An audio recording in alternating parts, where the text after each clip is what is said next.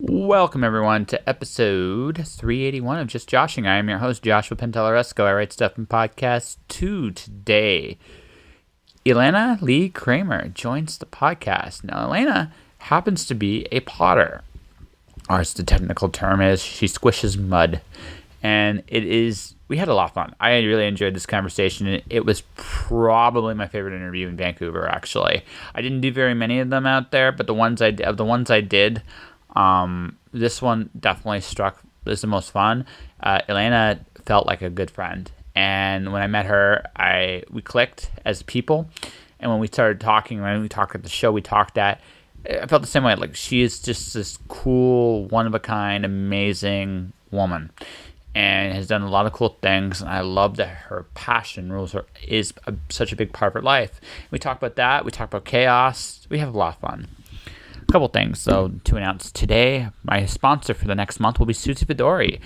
Wall of Wishes is coming out, and the launch is next week. You're going to hear my first ad today.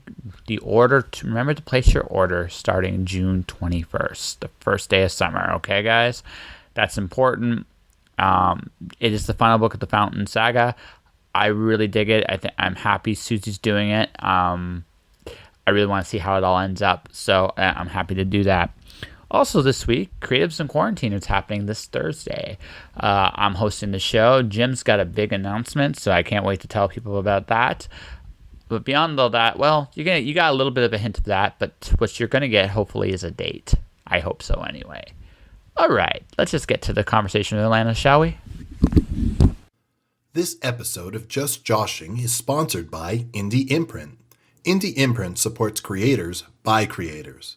Whether you are writing a book or creating a video game, Indie Imprint works with its clients to produce, edit, and present their projects to the world.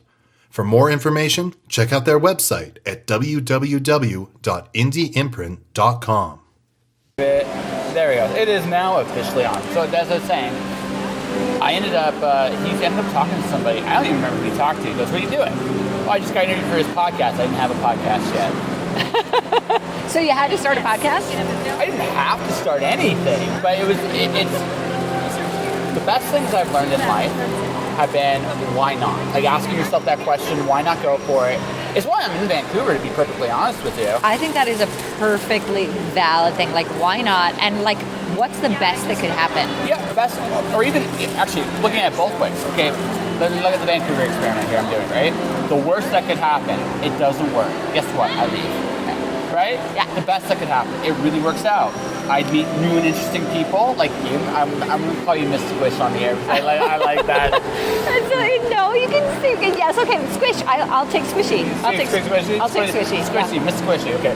Okay. So I get to meet wonderful people like you in a place where a lot of you are gathered, and it's an interesting and it's a great experience. It's something different. It's something I can learn from, and I can change. I came out here to experience a change. Like, I'm going through that process right now.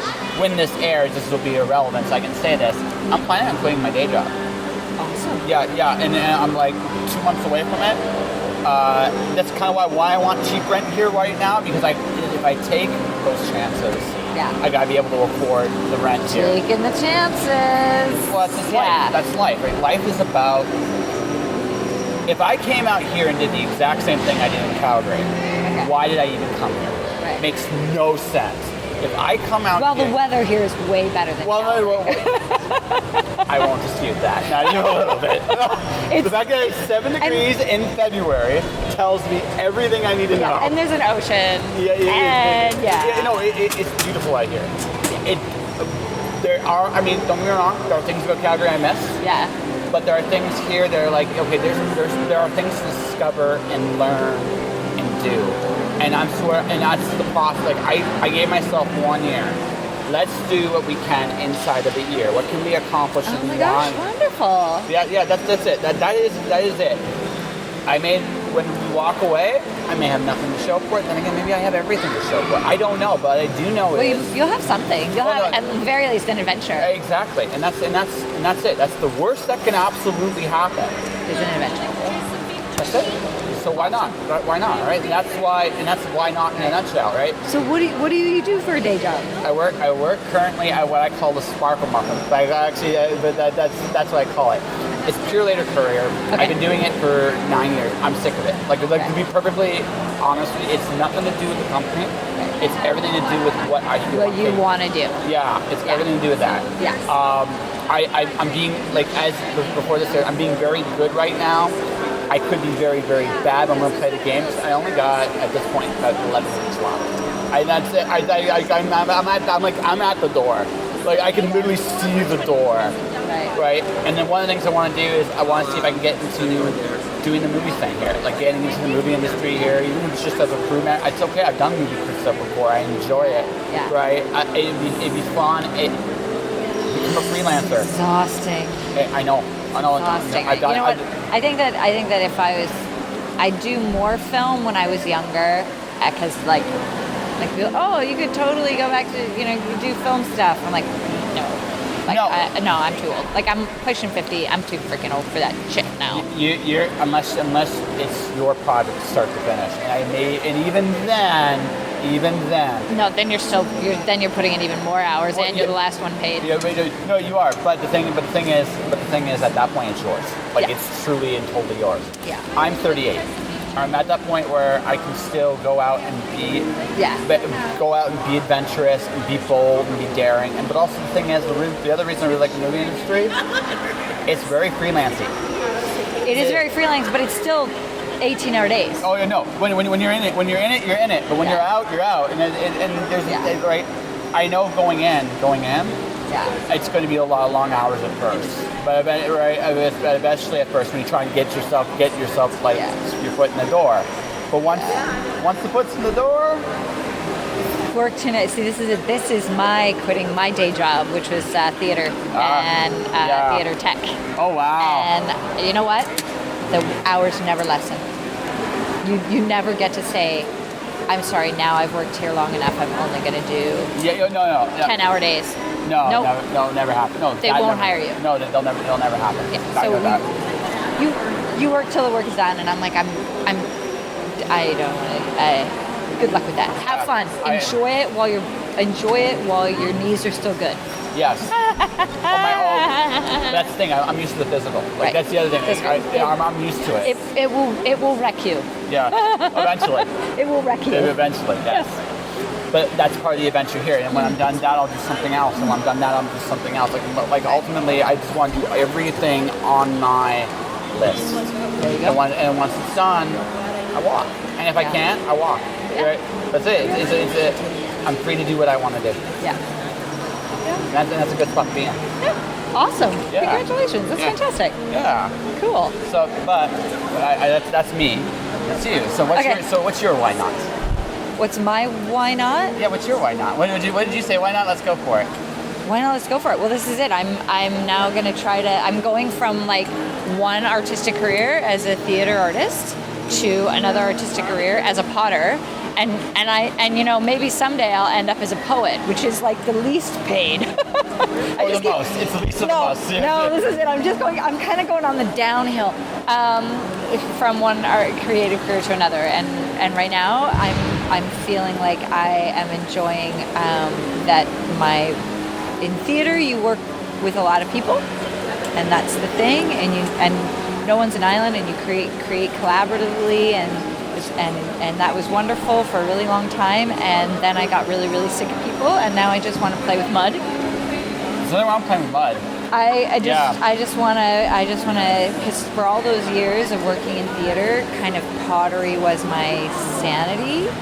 I could look again, but talking about the hours, you have to have your ports of sanity. Yeah, exactly. This is my sanity, and so a really great way to ruin something you love is to try to do it for a living.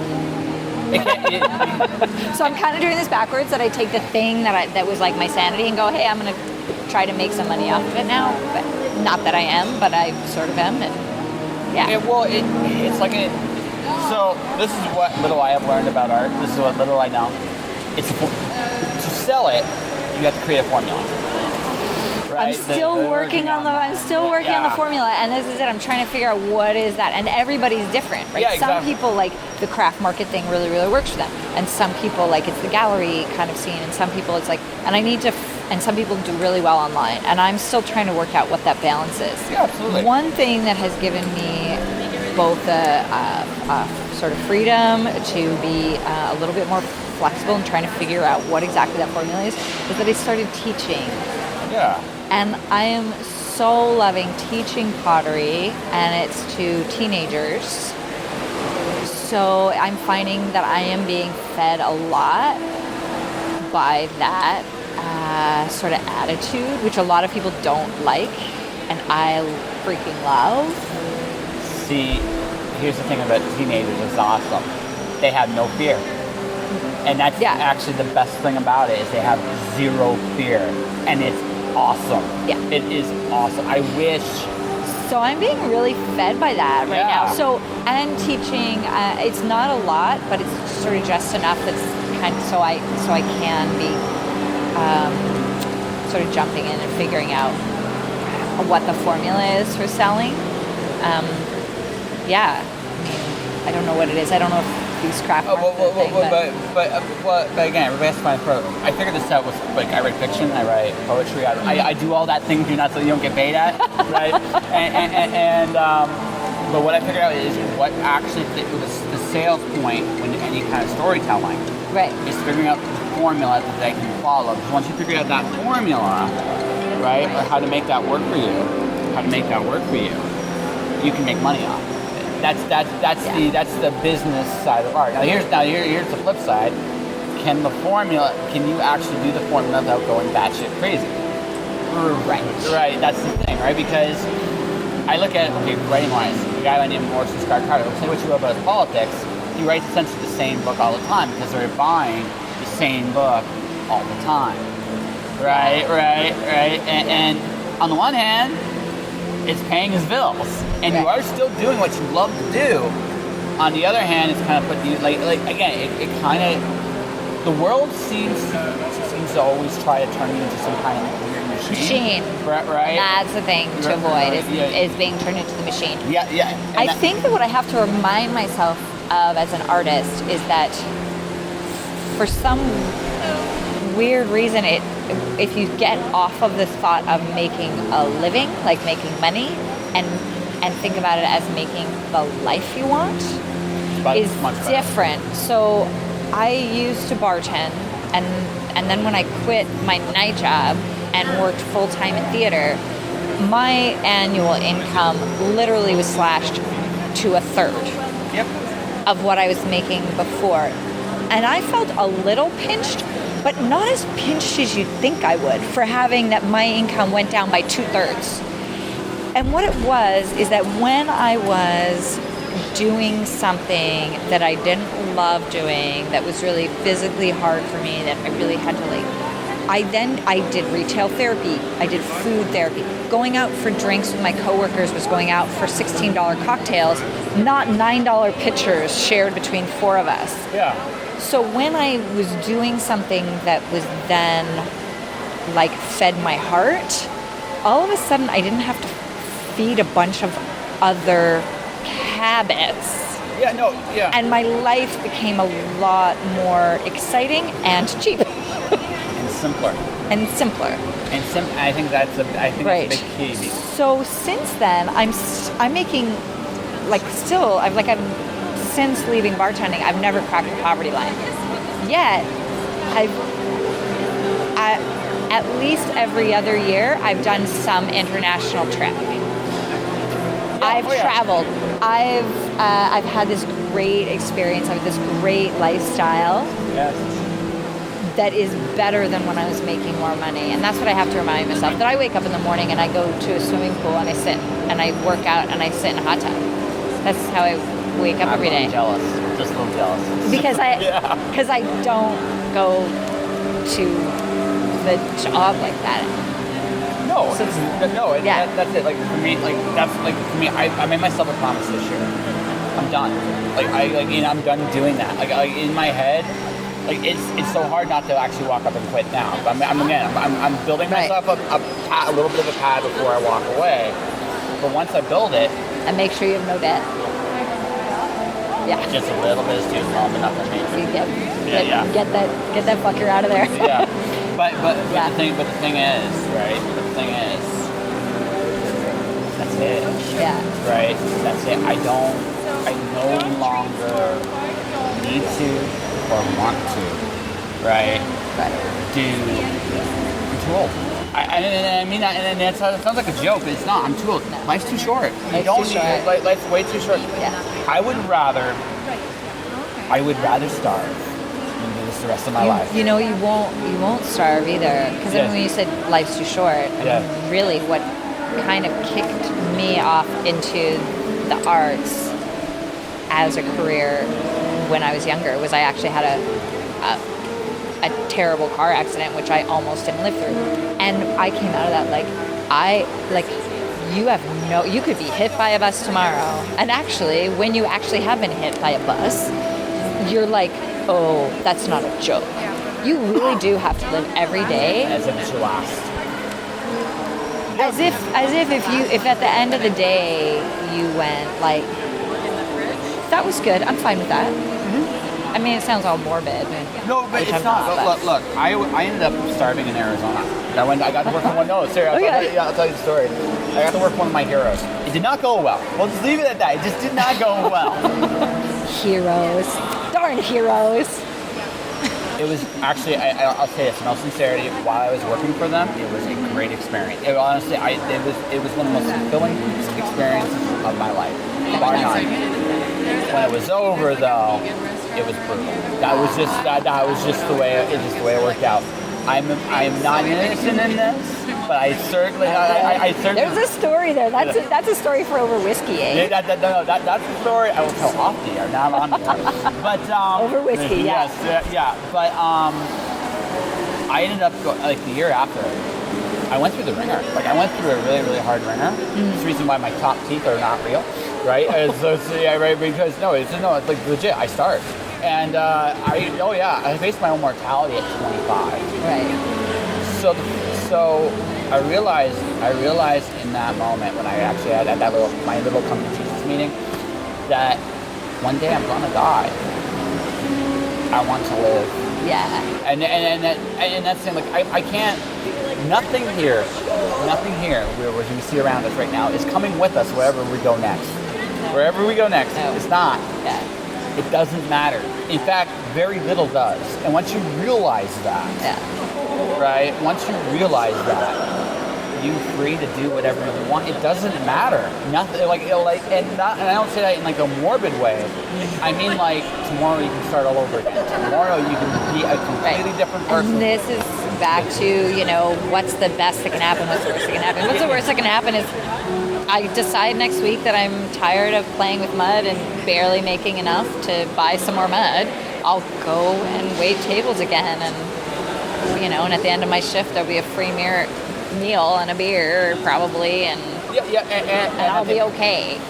I'll be, Yeah, that's it. Yeah. Right? And that's it. And honestly, and you say give it a shot, although I cannot see you giving up mud. Just I super can't give it up. I'm super not going to give it up. No, it's not happening. I just don't see it. No. So I'm going to tell a story. So when I met her, she was like, there's a childlike glee, and even now there's a childlike glee in her eyes whenever I talk to her, because I love it. It's actually one of the best things about you. It's a childlike glee, and it's because there's that little part of you that just enjoys what you do, and it comes out so much. Yay. And I wish people could see what she's made here. It's actually really incredible stuff. Thank you. Yeah, right? Thank you. Yeah, right. But, right? My butt is also very nice. Actually, I want them to deny it. It's a nice ass. Yeah. Anyway, but what? But what I was saying is, what I kind of want to know is, this was your escape. Did you always do this, or did it something you stumbled into? I had this wonderful upbringing in this tiny little hamlet by the sea, and when I first started school, it was K through 12 in one school, and there was the art teacher named Jack Walsh, and he was also an artist in his own right and an art teacher, and his main art form was pottery. So yes, all through school, K through 12, not that I finished school, but all through school, was this one art teacher, and he was my rock, right? I didn't have a dad, I had, and I just, it was great, and he was a potter, and so I'd always done all different kinds of art, but I did have the opportunity that his thing was pottery, and so that was always kind of an option. Yeah. So it was definitely a sanity thing. I never actually really thought that I could do it for a living. I mean, I did dance, I did theater, I did all different other things. When I went to college, I minored in ceramics, but my major was in set design. And Film school? Huh? Film school? Theater. Ah. Yeah, I'm an idiot, right? Go for theater instead of film. Yeah. From what I've actually heard, no, you were not. So there's that. Except, Yeah. People I know who went to film school, actually some of them made a mortgage. Could make a mortgage payment, which I've never been able to do, but that's okay. So then when I kind of had another health scare about a decade ago, again, I would always go back to the ceramics whenever I had a chance, because it was, it's very grounding. It's very centering. It's Zen? Yeah. And something that another potter that I find very inspiring, and an older potter, she says the clay doesn't care. Like, I can go into this, I can just go get some clay, and I could just beat it up, and that's fine too. Like, it doesn't care. That doesn't care. It's just there. It is what it is, and there are rules, but then you can break them, and you can da-da-da. And so over the decades, it was always just something that I kept coming back to. And then when I had more time, again, I was off for an illness. It just became the touchstone. And in that time, I started to develop work that was unlike anything else. Like, there's nothing wrong, as a potter, there's nothing wrong with creating a cup that is that simple cup that actually is exactly like a lot of other cups. Like, there's nothing wrong. Like, in fact, there's a beautiful skill to making a bowl that just fits in the hand nicely. It doesn't have to be great art. It can just be functional. Or you can make something that's great art. Yeah. And so then I just started to play more with the clay into something that was in between, something completely unique and unusual, yet also functional. Yeah. And that's where I'm like, it's play, but you drink your coffee out of it every morning if you want. Like, you can drink your coffee. You can eat soup. You can. Yeah. Whiskey. I think whiskey mostly. It was about I introduced you a previous guest. Her name's Kat. Loves whiskey. Right. Yeah, I think you and her would get along fantastically. So the whole design that all the rest are based on was that I was making a whiskey cup. Yeah. And it was all based on, what do I want to drink whiskey out of? Honestly, there's a lot in the universe, a lot of things in this universe that we know and love is based on how we can get drunk off it. It's the actual truth. It is. Yeah. It totally is. Because, I mean, and again, I've seen this here, especially, like, for me, especially painful. It really can be here. And you look for anything that can get that, just even a momentary relief, right? Have you ever watched the starlings in East Vancouver get drunk on the figs late in the season? No, I haven't. It's hilarious. So I live over on East Side, a lot of Italians in the neighborhood, the big fig trees. Well, the figs kind of rot on the tree, the really high ones you can't pick. So the starlings will come, and the starlings will eat them, and then they'll get drunk. Oh, nice. And so then you have drunk birds. And that's hilarious. Yes, it is. To sit there on the lawn watching drunk birds. And they fall over, they fall down, they fall out of the sky, they run into each other, they get back up. they giggle. Yes. It's hilarious. We are not the only ones who've got this drinking video. I've seen. Look, so one of my previous past guests was in a metal band, so they got to fly stones while I was interviewing them on weed. It was hilarious to watch. Then the recorder malfunctioned, not this recorder, but another one I had, and then they killed the fly. So we spent like 10 minutes debating about the merits of giving an underage fly marijuana. So I mean, the universe is well, that fly, was a happy guy. He was a very happy Well, they guy. only live 24 hours. So in fly years, just that 20 minutes you talked about the fly, Yeah. he went through adolescence and became an adult. Yeah, so, okay, fair enough. So, there we go. That's the answer to that question. The fly was not underage Yes. at the time of his death, Yes. at any rate. But, I mean, He spent his entire adult life high. I know, isn't that awesome? What a lucky fly. But no, like I said, it's amazing. It's amazing. Like it is a very interesting world we live in. It's crazy. Like in so many ways. Like for me, I'm still kind of like a tourist in Vancouver, and sometimes I will see things here. I'll be like, Dude, you are so Vancouver. yeah. Yeah, you're Vancouver. How am I Vancouver? You gotta fly high and then kill it. You're Vancouver. Yeah, that's. You're Vancouver. Yeah. Yeah, I like I said, I honestly can say this. I don't see myself going back to Calgary. I hate to say it. No. No, I hate to. Though Calgary is lovely. Well, I think I like Edmonton better, but The writing community is what I miss the most here, because the one. Okay, I'll tell you the biggest thing I noticed here. The writers here aren't together at all. Yeah, and it's weird. like there was a while there where I think like the performance poetry group was what there was a real like solid community around that. Yeah, and I'd love to just. That's like No, everything kind of feels like it's. We don't. Hi. So far, so good. And everything that stays in this podcast too. So okay, so we're at a craft market and there's somebody at my table. That's right. So I invite you. And then Please pick up and touch anything you like. Cool, like bone handle. That is a wood handle. Oh, wood. Nice. That is curly hazelnut. You know what? It's my whole sort of line on that. Dig it. Nice. Thanks.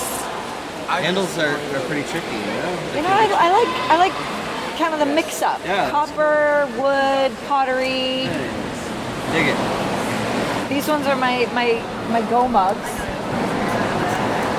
So, Oh, whoa. like it's a go mug. Yeah. With a cork top. Nice. And I've carried this one for years. Chipped up and the everything. cork top's Totally awesome. works. Oh, yeah. For, no plastic or metal or. Yeah, that's wicked. When you lose your go mug, because you always do, Yeah. it just goes back to the earth. Yeah, nice. That's awesome. That is Yeah. great. Yeah. Yeah. I'm actually interviewing her for a podcast. It's okay though. Oh, radical. Yeah. That's cool. Yeah. Cheers. Thank you, guys. Yes. We'll see it. Take a card if you want. Yeah, it's okay. right there. You should take a card. She's I good. will. I will search. Thank you. Thank you. Bye. Bye. Thanks, sorry. No problem. No, it's part of the fun. So I did an interview with John Maven. We were at a Okay. table like this at the end, at the closing of a conference. Yeah. So literally, we were interrupted by everybody coming to pick up their books. It was. Oh, that's cool. Yeah, well, the podcast feels real. I learned this a long time ago with authenticity. You allow a little bit of chaos. If you do without chaos, it doesn't feel as real. It feels polished.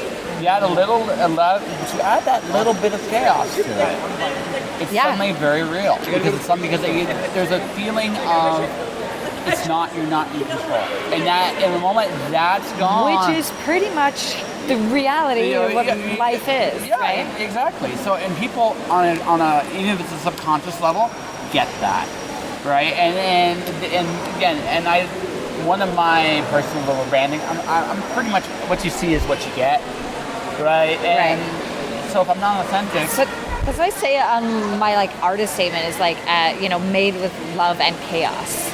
So so you kind of dig what I'm saying. I super like the chaos because I totally use the chaos because this is that when people ask me how I make my work, it's like I do stuff on the wheel that you are literally not supposed to do, and I do it until it almost falls over.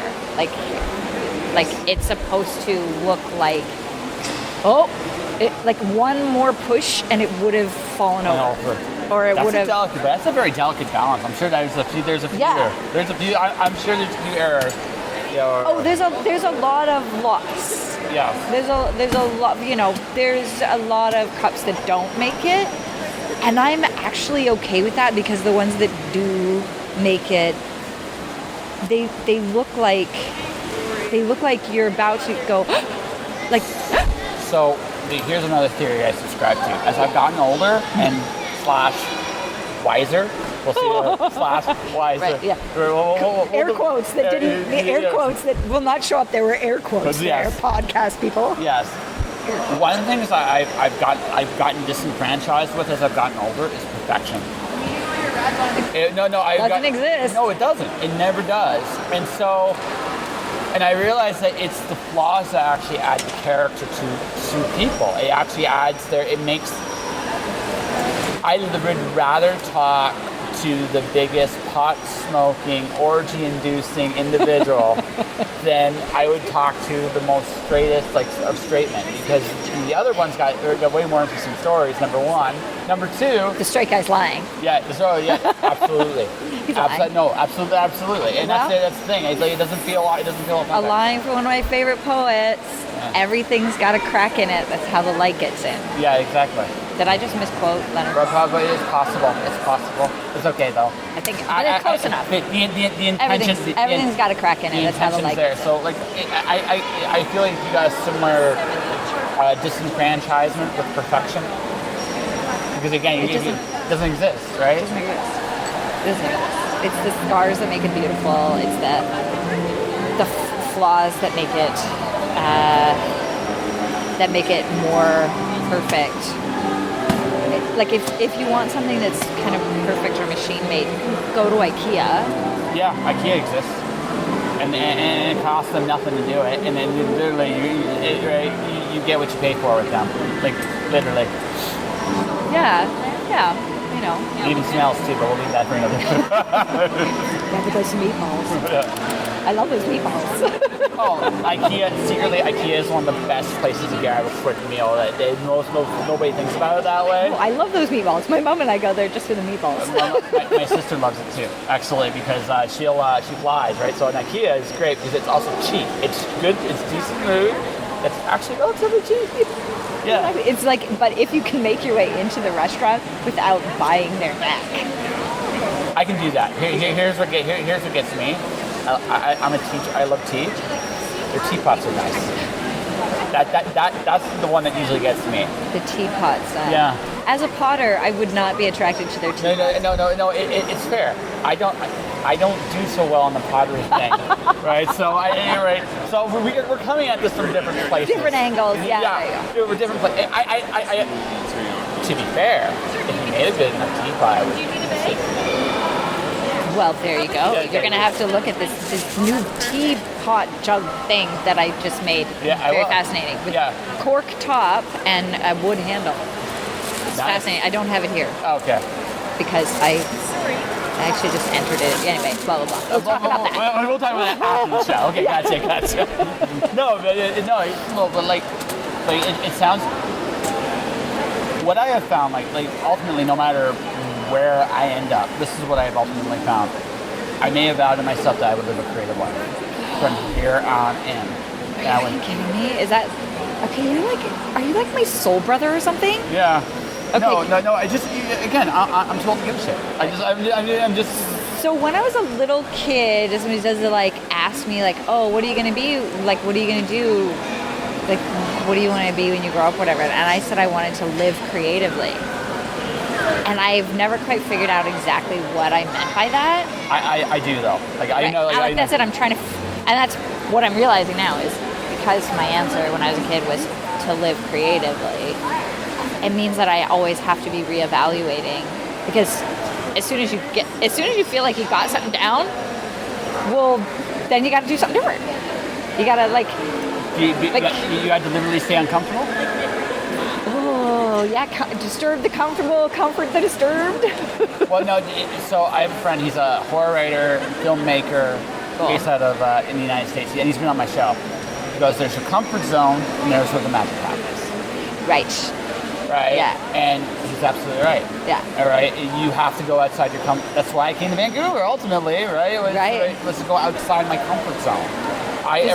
There's a balance to whereas outside your comfort zone, but still in a place of enough stability that you feel grounded enough to land. So there's that you have to sweet feel like spot. you have to find that where it has to be slightly more than you can digest. It has to be slightly more, because the reason being is if it was perfectly digestible, it wouldn't be uncomfortable. Right. So it has to be slightly more than what you can digest, but you can still carry it.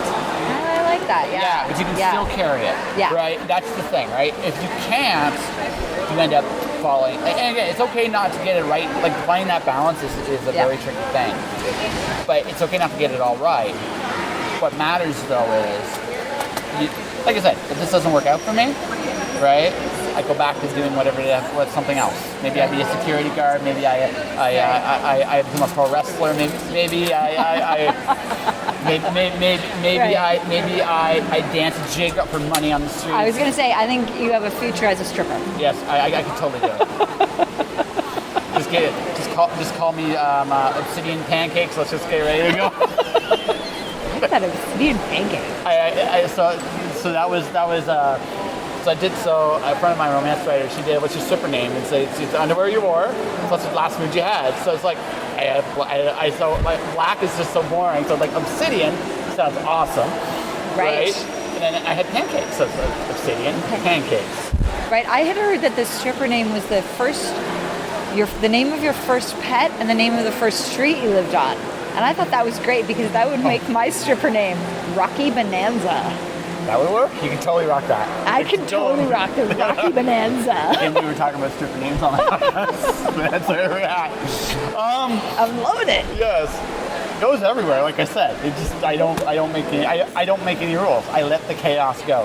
There you go. Yeah. But no, just whatever happens next for me, I look at it kind of like I'm embracing the change wherever it goes. And that means I have to leave the things that I'm familiar with behind, or else why bother coming here to begin with, right? Yeah. So, there was, when I was working in theater and I was working for the Push Festival and writing a lot of grants, and that's a performing arts festival here in Vancouver. And one of the things that was really frustrating for me in the kind of grant writing process was they wanted to see innovation, they wanted to see artistic risk-taking, like these are funders, so they want you to like write out all this like artistic risk that you're taking and like how are you pushing the boundaries of performance and art and blah, blah, blah. But then at the other hand, then they wanted all these markers of success. Like pretty much they wanted risk-taking and a guarantee of success. Wait a minute, if it's guaranteed to succeed, somebody else has done it already and it's not risky and it's not innovative and it's not, or if you get risky and you're like really pushing the envelope of your work as any artist, but definitely I found this in theater because I was writing a lot of grants.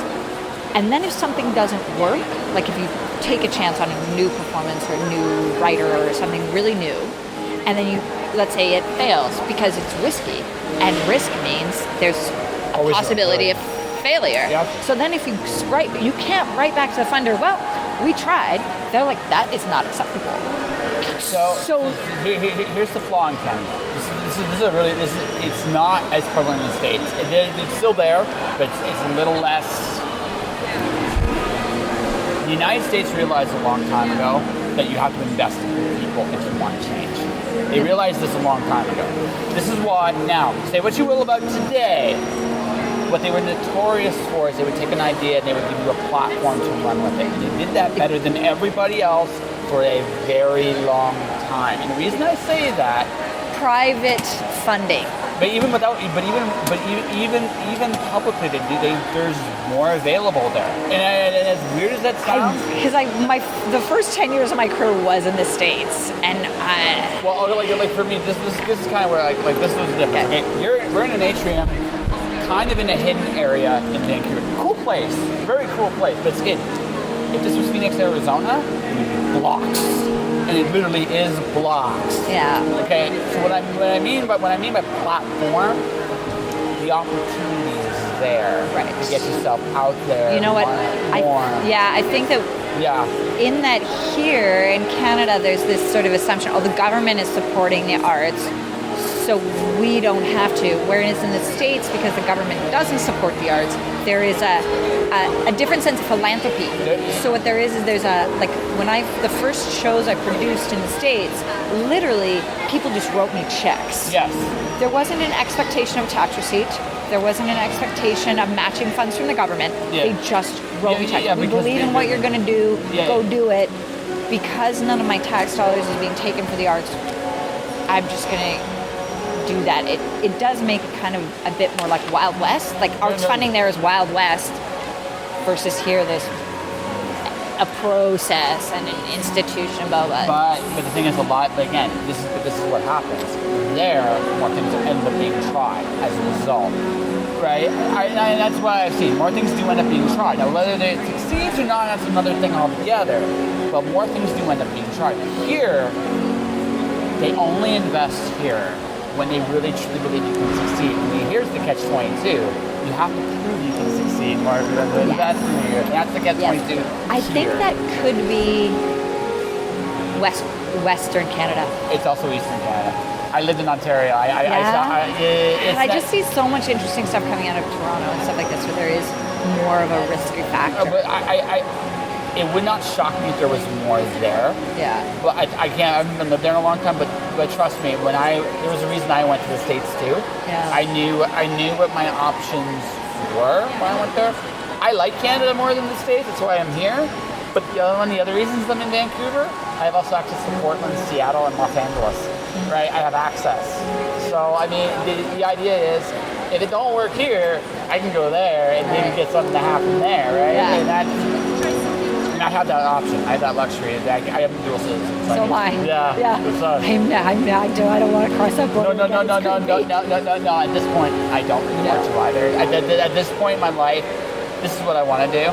I'm either going to really succeed as an artist, or I'm going to go invent a fishing pole in my own version of a fishing pole and go to the island and just live on the beach there. Yeah. I don't mind being a beach bum. You know what? There are worse things that can be said about me. You're a beach bum. Yes. And? Yeah, exactly. Well, I semi-joke, but not really, is that I'm going to end up on a beach in Mexico somewhere, That's not a bad thing. I don't know, Well, crab pot in the water and. So going full circle, and as we wrap up this interview, this is what we're going to say, right? This all comes back to why not. Hello. I'm doing an interview. Hello. Yes. Would you like to try something? Just shove that in your ear, you can hear the sea. Yeah. Something like that. Yeah. So come on in. We're just wrapping up our interview. Yeah. What's that?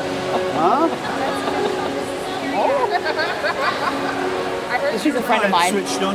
Yeah. Josh. Nice to meet you, Josh. Nice to meet you. I love your tape recorder. I use that. Yeah, no, it was a gift from my sponsor. So they said, yeah, it's a fantastic device. Cool thing about this, you can hook it up to a concert and actually you can get the whole thing recorded and master. Nice. This is a sexy device. It's snappy. Yeah. It is snappy. Yes. But anyway, going back to it, I truly believe that life, a lot of people hate when I say this, we do exactly what we want to do at the end of the day. Right? We do. And the thing of it is, we have the option to create our heaven or hell on earth. We do. We literally do. The only thing we have to be very conscious of is what wants are we serving with what we're doing. And that is the tough one, is because so often we get convinced to create the life that somebody else said that we need to create instead of creating the life that actually we want. But actually sitting down and answering that question really honestly, what is the life that I want? That's harder than it looks. No, absolutely. No, it totally. Yeah. No. And a lot of people, again, not people don't think in those terms until they get what they think they want. Yeah. They realize they don't want it anymore. Yeah. So change your mind. Yes. You can always change your mind. But a lot of people don't. Again, what wants do people serve? Yeah. In my case, I'm creating my own heaven on earth, which is I'm going to live that creative life. I'm going to write books. I'm going to be talking to people like yourself. I'm going to try the movie thing and see how that goes. Awesome. Right. And then while I'm here, I'm gonna wander and learn and grow and meet more interesting people like yourself. And Cool. yeah. And also, actually, I do have one last question. What's your one last question? I truly believe that art is about telling stories, no matter what the art form is. And that the artist is telling their story in their art. Right. What is your story? What do you think you're saying when you hear that stuff? Oh, there's so many stories. There's a novel in each one of these things.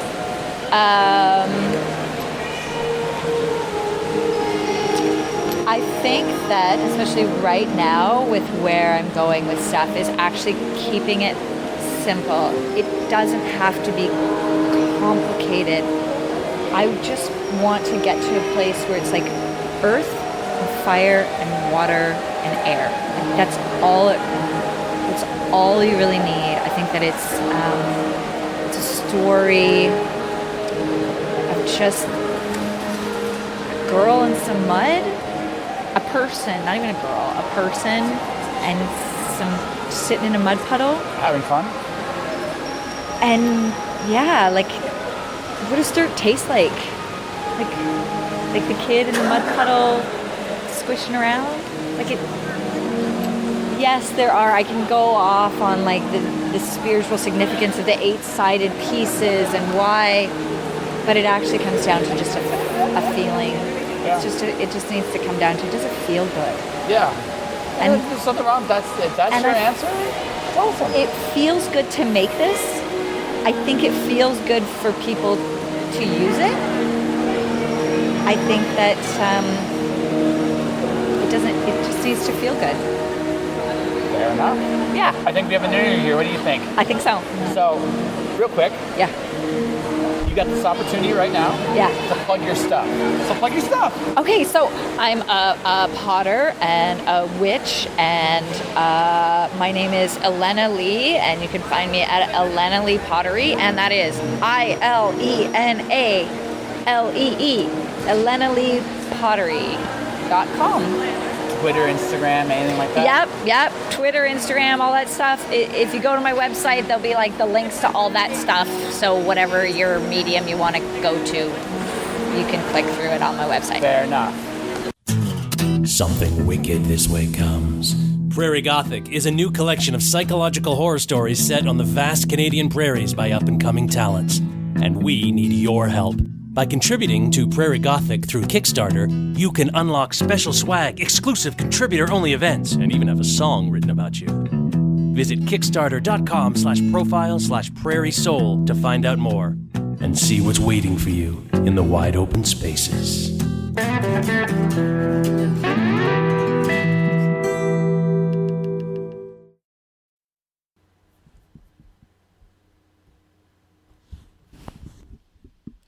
And that was my conversation with Ilena Lee Cramer. She's having a little bit of a yard sale at her house this weekend, and I kind of wish I could go because honestly, I really enjoyed meeting her and chatting with her, and just listening to this conversation again just reminded me how much fun she was. And I'm not gonna lie, although I don't really feel I got the opportunity to see Vancouver in its full glory, just due to the nature of the way events happened.